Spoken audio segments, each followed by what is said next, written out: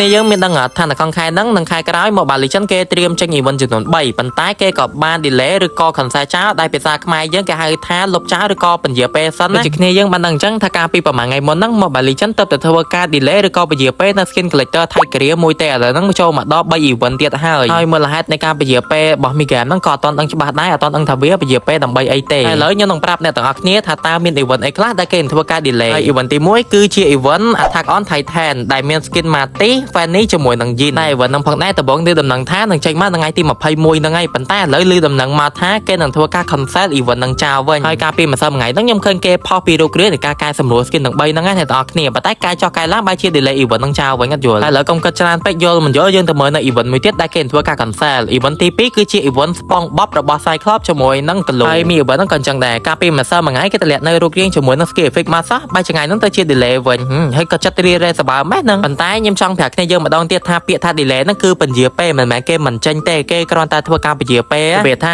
event វានៅតែចេញដដែលទេប៉ុន្តែគេលើកថ្ងៃនេះថ្ងៃនោះអញ្ចឹងទៅតាមតែចិត្តក្បាលវ៉ាល់គេទេចំណែកឯ event ទី3វិញគឺជា event Miss Bender របស់ Nana ជាមួយនឹង Ados និយាយទៅ event ហ្នឹងគឺមានភាគរយច្រើនមែនតើដែលគេអត់ចេញដោយសារតែអត់មានលឺដំណឹងអីពី event ហ្នឹងសោះ event ហ្នឹងគេអត់ចេញទេ player កៅកូរ៉ាប្រហែលជារៀងពិបាកចិត្តតិចដោយសារតែ skin epic របស់កៅកូរ៉ាគឺចេញមកជាមួយនឹង event ហ្នឹងហើយឥឡូវអ្នកទាំងអស់គ្នាដឹងពី event ដែលគេនឹងពន្យាពេលអញ្ចឹងយើងមកមើលនៅ event ដែលគេនឹងត្រៀមចេញម្ដង event ទី1ហ្នឹងគឺជា event M7 របស់ Granger ដែលមាន skin M7 ជាមួយនឹង M Prime ហើយបើតាមខ្ញុំមើលទៅលើនៅរូបរាងជាមួយនឹង skin effect របស់ M7 M Prime របស់ Granger ខ្ញុំមានអារម្មណ៍ថាអត់សូវស្អាតហើយក៏អត់សូវស្រឡាញ់ដែរប៉ុន្តែគេថា skin ហ្នឹងធ្វើអត់ទាន់ហើយទេអញ្ចឹងហើយយើងមានតែចាំមើលទេថាតើនៅពេលដែលគេធ្វើហើយហ្នឹងវារូបរាងមិន skin មិនវាស្អាតប៉ុណ្ណាទៅចំណែកឯ event មួយទៀតវិញគឺជា event Sue Vessel ដែលមាន skin របស់ Benedetta Clint ជាមួយនឹង Cecilian ហើយ skin ទាំង3ហ្នឹងគឺថាស្អាតទាំង3ហ្មងដូចជា collector ដូចជា legend អញ្ចឹងហើយបើថាគ្នាយើងណាត្រៀមលុយត្រៀមអីយកនៅ event ទាំង3ដែលថាគេ delay នៅខាងមុខហ្នឹងអាចធ្វើការដូរចិត្តមកយកនៅ skin Prime របស់ Granger ឬក៏ skin Sue Vessel នេះបាន